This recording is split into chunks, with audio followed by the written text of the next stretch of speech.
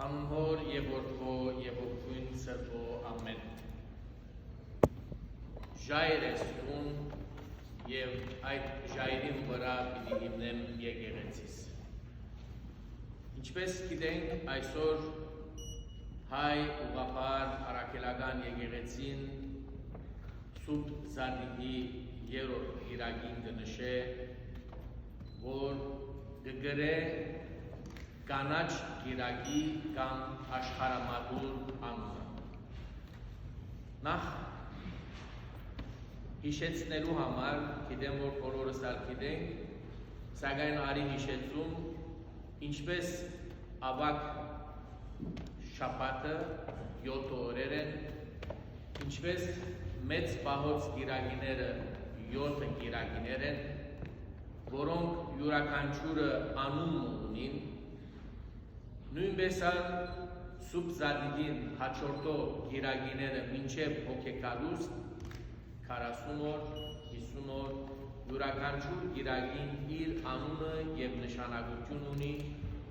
մեկ տարբերությամբ, որ այս օրերուն, 50 օրերուն, բահեցողության օրեր չեն ելար, այլ գլան միայն Քրիստոսի հրաշապար հարության տոնի բանձացման նշանակումը և ընթերցումները ընդհանրապես փարապանանքն են Քրիստոսի հաղթական հարության տոնին։ Թե ինչու աշխարհամատուր և կամ ինչու կանաչ գիրագի։ Նախ ասեմ աշխարհամատուր և կսենք կհասկնանք Քրիստոսի և աշակերտներու կողմէ հաստատված առաջին եկեղեցի, այն վերնագունը, ուր Հիսուս իր աշակերտներուն հետ վերջին ընթրիքը կատարեց և հիմնական է ասիկիտնանք, որ հոն է, որ Հիսուս հաստատեց Սուրբ հաղորդության խորհուրդը, պատարագի խորհուրդը այսինքն, և մենք ամեն պատարագի ընթացքին անոր համար կհաղորդվենք մասնագից դառնալու համար Քրիստոսի ոչ միայն մարմնի, այլ նաև հոգևոր իմաստով։ Ավետարանի մեջ, Մատթեոսի ավետարանի մեջ կգարտանք Հիսուս իր շուրջ եղողներուն կհարցնե, թե ինչ կգարձեն, ով կգարձեն մարդիկ իմ մասից։ Եվ ամեն մեկը պատասխան մտա։ Անոնցմե Սիմոն Պետրոսը գտարնա և կսե «Տուն ես Աստծո որդի, տուն ես Աստվածը»։ Բնականաբար ինք չէր, այլ իր մեջ են Աստված էր, որ խոսեր, և Քրիստոս դառնալով իրեն կսե «Տուն ժայր ես և այդ ժայրին վրա պիտի հիմնեմ իմ եկեղեցիս»։ Կշեշտեմ այս տողը, որովհետև այս տողը ոչ միայն Պետրոս առաքյալին ուղղված է, այլ ուղղված է յուրաքանչյուր քրիստոնյայի, յուրաքանչյուր անհատի մեզի։ Քրիստոս յուրաքանչյուրիս ուղղ է այդ պատասխանը, այդ աղոր խոսքը սելով, որ տուն ես ժայրը և այդ ժայրին վրա կուզեմ հիմնել, շինել իմ եկեղեցիս։ Երկրորդ, եթե ուշադրությամբ լսեցին քիչ առաջ ընթերցված ավետարանը Շանթ Սարգսակի բերնով, Հովանու ավետարանի մեջ Նիկոդեմոս անունով հրյա ծերունի մը կմոտենա Հիսուսի, որովհետև կհավատար Հիսուսի, բայց չէր գնար հայտարարել, բախնալով ռաբիներեն, բախնալով իր շուրջ եղող իր հրյա ժողովուրդեն, բարեկամներեն, վարդապետներեն, որոնք կրնային հալածել զին, բայց մոտենալով Հիսուսի գուզե իմանալ կյանքի իմաստը, և Հիսուս կսե, ով որ վերստին չի ծնի, չի կրնար տեսնել Աստծո արքայությունը։ Գուզեմ այստեղ զուգահեռը և նմանություն ունեմ։ Պետրոսի ասածին և Հիսուս ասավ «Տուն ես ժայրը, որում վրա կուզեմ հիմնել եկեղեցիս» և ահավասիկ այստեղ գսե Հիսուս «Ով որ վերստին չի ծնի, չի կրնար Աստծո արքայության մաս կազմել»։ Հիմնական է այս երկուքը իրար հետ ունենանք, որպեսզի հասկանանք, թե ինչու համար է Քրիստոսի առաքելությունը այս աշխարհի վրա։ Նախքան այդ ուզեմ նաև շեշտել, որ կտեսնենք, թե Հիսուս ծնավ աննշան մսուրի մեջ։ Այդ կնշանակե, որ ծնավ ամենեն բարձ խոնար վիճակի մեջ, իր վերջին ընթրիքը կատարեց մադուր, ասենք, աշխարհամադուր, մադուրի մեջ։ Եվ մենք կհասկանանք, թե մադուրը եկեղեցին չէ, մեր հասկացողությամբ կաթեդրալը չէ, որ ընդարձակ մեծ տարածություն է։ Ընդհանրապես մադուրները փոքր եկեղեցիներ են, ուր կամ փոփին մենք մեզի գլանք եւ գաղութենք։ Մադուրները ընդհանրապես այլաբանական իմաստով նաև խոնարհության բայն են, ուր շքեղություն չի կա, բարձություն կա։ Եվ տեսեք, Հիսուս կծնի մսուրի մեջ, բարձության մեջ, Հիսուս իր վերջին ընթրիքը կկատարե մադուրի մեջ, դարձյալ բարձության մեջ, սակայն այդ բարձուտենեն առաջ պիտի գար իր ամբողջ առաքելության իմաստը։ Եթե մսուրը բարձրապես խոնարհության նշանն էր, ծնունդն էր Քրիստոսի, ահավասիկ մադուրը, աշխարհամադուրը մեզ ուզեր սորվեցնել Հիսուս, որ թեպի հավերժության, երկնքի արդարության երթալու ճանապարհ։ Եվ երբ տեսե Հիսուս դուն ես ժայռ, եւ այդ ժայռին վրա պիտի հիմնեմ իմ եկեղեցիս, ուրեմն այդ ժայռը մենք բոլորս ենք, եկեղեցին է։ Եվ երբ եկեղեցի գսենք, եկեղեցին չի նշանակել այս նստարանները, այս շենքը, քարե, երկաթե կամ տախտակե։ Եկեղեցին ճիշտ է, երկու իմաստ ունի։ Նյութեղեն եկեղեցին, որ ինչ որ կտեսնենք, այսօր այստեղ մեր ներկայությամբ, բայց եկեղեցին հոգևոր իմաստն է, հավաքականությունն է։ Ճիշտ այնպես ինչպես կբացատրվի հունարեն ազգի մեջ։ Եկեղեցին ուրեմն մենք ենք եւ հիշենք Հիսուսի խոսքը եւ ասավ ուր 2-3 հոգի կհավաքվին իմ անունովս ես հոն է եկեղեցին ուրեմն եկեղեցին հավաքականությունն է եկեղեցին մենք ենք հավասիկ Հիսուսի շեշտը յուրաքանչյուրիս ժայռս եւ այդ ժայռին վրա պիտի շինեմ կամ պիտի հիմնեմ իմ եկեղեցիս մենք ամեն մեկս ուրեմն այդ ժայռն է։ Եվ եկեք ասկի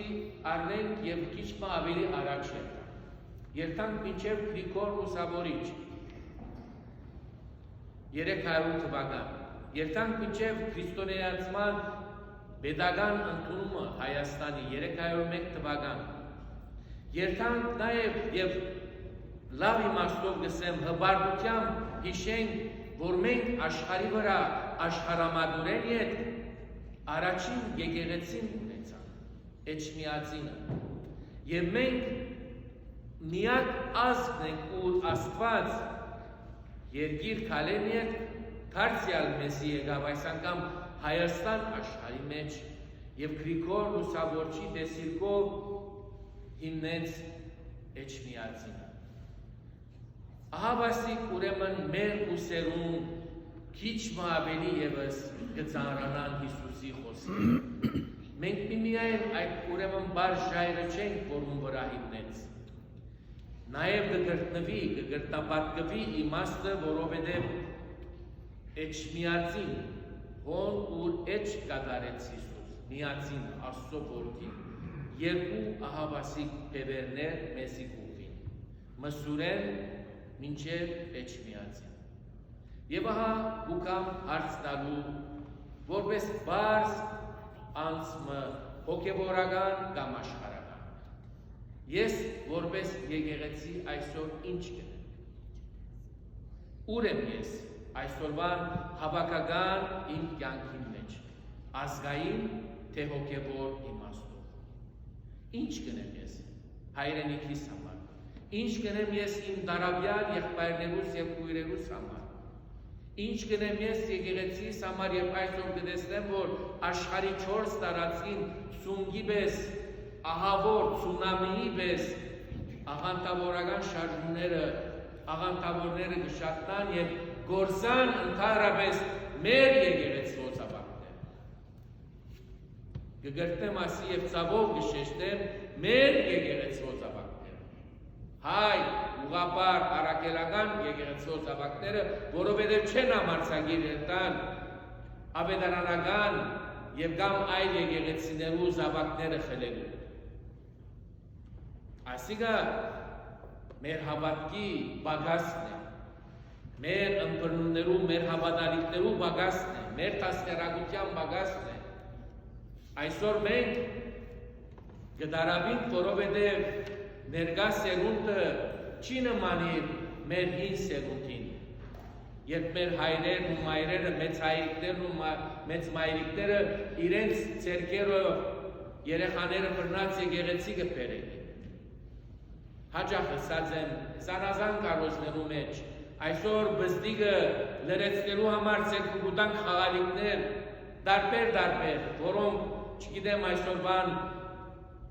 տեխնոլոգիան ինչպես կներկայացնե, ուր կհերացնե երեխան աստուծո մեն։ Այնպիսի երևույթներով, խաղերով եւ հոս դարձյալ ուկամ շեշտելու, թե ուր է Հիսուսի գոչը յուրաքանչյուրիս։ Թունես ժայռը, վերստին պետք է ծնի։ Ահավասիկ երկու հիմնական հարցումներ, երկու հիմնական գոչեր յուրաքանչյուրիս։ Հայրենիքը այսօր դժվար պայմաններու մեջ է, եկեղեցին այսօր դժվար պայմաններու մեջ է, մեր ազգը այսօր դժվար պայմաններու մեջ է, մեր սպյուրքը դժվար պայմաններու մեջ է, բայց այդ ամեն մեկս անդարբերը լանք եւ ասենք ինձի ինչ թող ուրիշն է կսխալին։ Դարձյալ կվերադառնամ Հիսուսի գոչին, թունես ժայռ։ Վերստին պետք է ծնի։ Ուրեմն մենք որքանալ կգարանանք, որքանալ հեռանանք, դարձյալ հրավեր ունենք Աստուծո, դարձյալ հրավեր ունենք Քրիստոսի, դառնալու համար իսկական ժայռը, որում վրա պիտի գանկում մնա մեր եկեղեցին, ու մանավանդ վերստին ծնելու այլ խոսքով հոգևոր մկրտությամբ, հոգևոր տրվածքով, որպեսզի դուրս գանք այս երևույթներեն եւ կարենանք իրապես օգտակար լալ ոչ միայն մեր ընտանիքին, ոչ միայն մեր նմանին, մեր շրջապատին, այլ նաեւ համայն մարդկության։ Վերջապես կանաչ գիրակի գսենք, կանաչը ծաղումի նշան է, կանաչը բնության աղոր, կանաչազարդ վերստին ծնելու նշանն է։ Հետևաբար այսօրվան խորհուրդը աշխարհամադուր եւ կամ կանաչ գիրակի յուրաքանչյուրիս դրական իմաստով պետք է եկեղեցվո զանգին պես եւ կամ ինչպես ամեն առավոտ զարթուցիչով գարտնանք ժամացուցին այդ զարթուցիչը լա հիշեցնելու համար որ մենք դակավին ընելիք ունենք մինչեւ այնադեն որ Աստված մեզի տված է այս կյանք շրջապատված լանք սիրելիներով շրջապատված լանք Աստծո խոսքով եւ կարենանք իրապես դառնալ այդ ժայռը որում վրա Աստված իր եկեղեցին պիտի շինե ու մանավանդ նաեւ վերստին ծնենք այսինքն հոգեվոր մկրտությամբ որ արժանի է լանք Աստուծո երկնքի արքայության այժմ եւ միշտ եւ հավիտյանս հավիտենից